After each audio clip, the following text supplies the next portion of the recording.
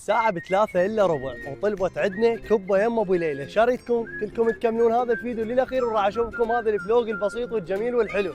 طبعا مع كل الأسف أبو ليلى معزل، يقولون بأيام العيد يعزل حرامات وإحنا جايينك جاي نسوي لك إعلان مجانا.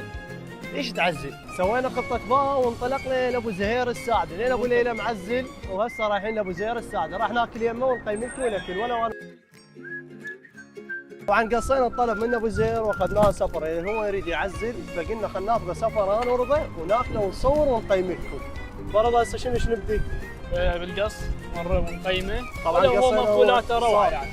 صاج دجاج قصينا واثنين فاطمه راح ناكل ونقيم لكم لين ابو ليلى معزل. مثل ما تشوفون هاي الصاجيه مالتهم تجي هيك بهاي الكرتونه والترتيبات، وخلينا نفتحها ونشوف شنو شبيه وشو مغلي. الصاجيه مالتهم ورضا كذلك هم راح ياكل ويقيم، ونبدا بيها ونقول بسم الله. شوفون القوام الصاجيه.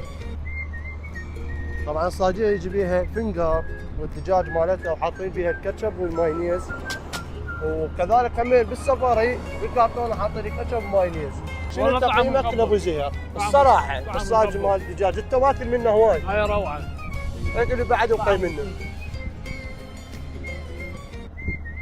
طعم يخبل. طبعا اخوان والله الصراحه مو مجامله، يعني كانما هو من المدينه، بس تفات ابو زهير واحد عراق. انصحكم به والله.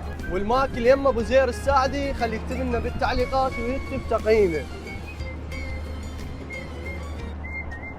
لا تنسى تقييمك، اكتب لنا تقييمك من 10 اذا انت ماكل من ابو زهير الساعدي، واللي يقول عنوان ابو زهير الساعدي صوره مال سيد قطاح 57 على الشارع العام.